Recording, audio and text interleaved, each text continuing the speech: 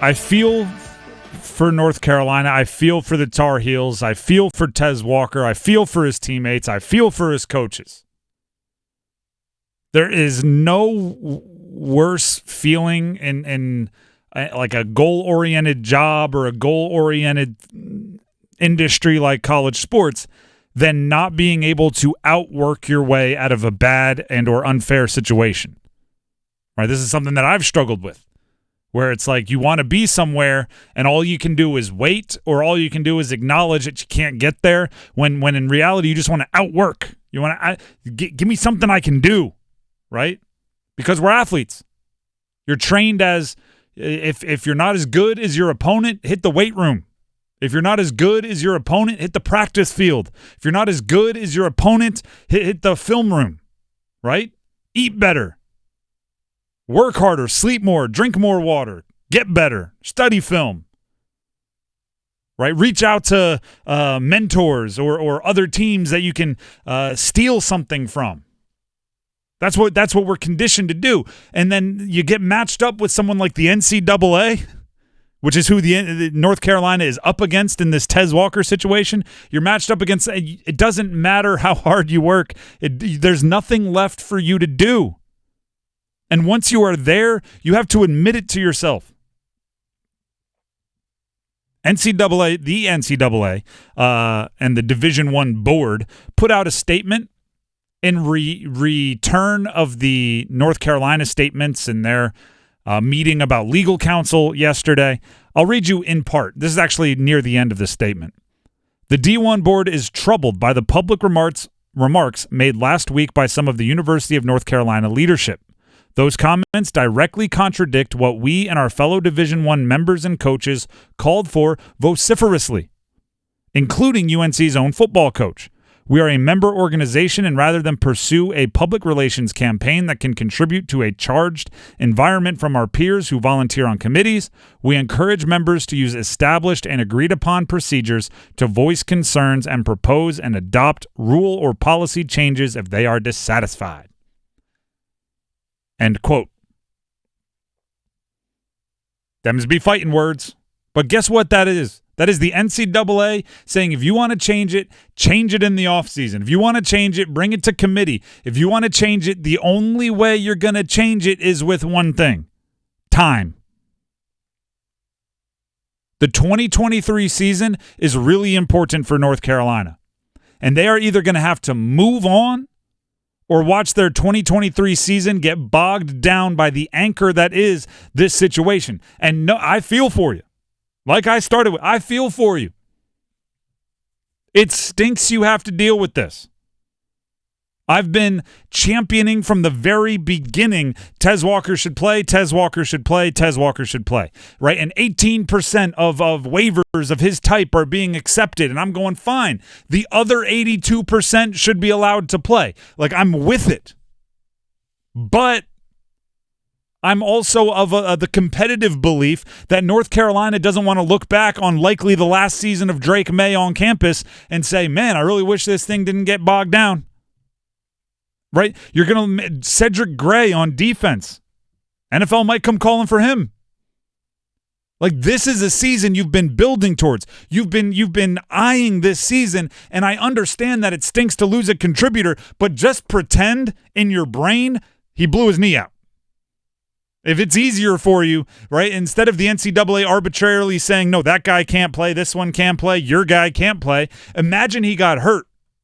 And go to your depth. Use your depth. Have him ready for next year. Have him ready when the NCAA does allow it. But there's like this treadmill that goes on in college sports. One game is played, the treadmill towards the next game gets started. Right? It doesn't stop. It doesn't slow down for anybody. If you thought you could pause the season, or if you thought you could reschedule all your games for next February, then you could focus now on getting Tez Walker eligible. But the fact of the matter is, just like South Carolina didn't say, oh, it's cool, we'll wait until Tez can play. They played the game. App State didn't say, oh, it's cool, we won't upset you. We won't take you to overtime because you're waiting on Tez Walker. No, they went out there and played and tried to beat you. And the next and the next and the next opponents are going to try to beat you. So you can focus on getting Tez eligible. The NCAA just said, haha, no. Which isn't a cool response by the NCAA by any stretch, but they haven't been cool since ever. Right? The NCAA hasn't been cool since, I don't know, NCAA 2014, the video game. That's like the last time it was cool. That was cool.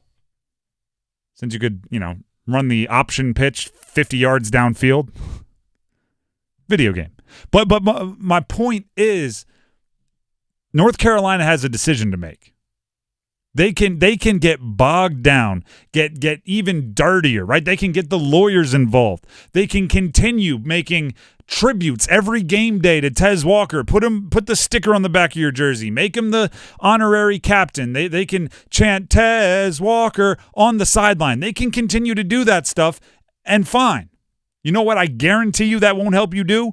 Win football games. And this 2023 season for North Carolina is one that still has the potential to win a bunch of football games. That second spot in the ACC is wide open for grabs. And if Florida State falters, which we've seen them falter, I'm not predicting it, but it wouldn't be the most outlandish thing in the world, the top spot in the ACC might be wide open for grabs. Like you can get caught up and let things slip through your fingers, or you can accept we were done dirty. The NCAA did us dirty. I don't like them. I'm not going to forget it. I'm not going to forgive it. But I'm going to make sure that we don't waste a season as some kind of tribute to Tez Walker. Right? You have to jump off that train, just like when someone gets injured. Right? You may get mad at, maybe not the NCAA, like the football injury gods. You may get mad. You may spite their name. You may be heartbroken for them. But, after a day or two, you're like, all right, we're going to practice in the morning. You should be in the training room trying to get better. We're gonna focus on the next guy up, the next man up. Whether that's Paysor, whether that's McCollum, you can run through the list, whether it's all of them picking up 10% each. Maybe it's Omarion Hampton saying you're going to get 6 more carries a game. That seemed to work against App State. Like we have to figure out the next plan. Yeah. We have to figure out the next plan, and it's time. It's time. We gave you the 2 weeks. Right? We gave you the 2 games to let it hang over everything. Now it's time not to move on from Tez, but to move on to winning football games. Mm-hmm. Tez will be back next year. I guess that's a silver lining. Your wide receivers will be better next year. Yeah. And like you said, other teams aren't going to feel sorry for your team. They're going to feel sorry for Tez Walker, because I bet there are other schools out there that are dealing with that situation. Not on game day. Not on game day. But here's the thing. They'll feel bad for him, but when it comes on the field, I ain't going to feel sorry for you. Nope. No one will. So you know what? Like you said, you still got to show up. You got to play. I'm 100% with you. You don't move on from the player, the individual. You still help him out. You move on from the situation. Yeah, exactly. During practice, during meetings, like on game week, you do kind of move on. Now, when you have an off day, you check up with them, right? When it's in the middle of the school day, you check up with them. Like, you still keep him involved. He's a part of your team, but he's a part of your team. You know what I mean? The team's goal is to win. And the moment that making the NCAA look dumb, and nobody wants the NCAA to look dumb more than me, but the moment making the NCAA look dumb trumps some other goals that you have, like winning football games, that's where you have to recalibrate, right? You can make the NCAA look dumb in the offseason. Now, the games they're on that treadmill and they're coming at you a million miles an hour. They're on that conveyor belt and they're coming at you a million miles an hour. Like Lucy and Ethel. For those of you that get I Love Lucy references.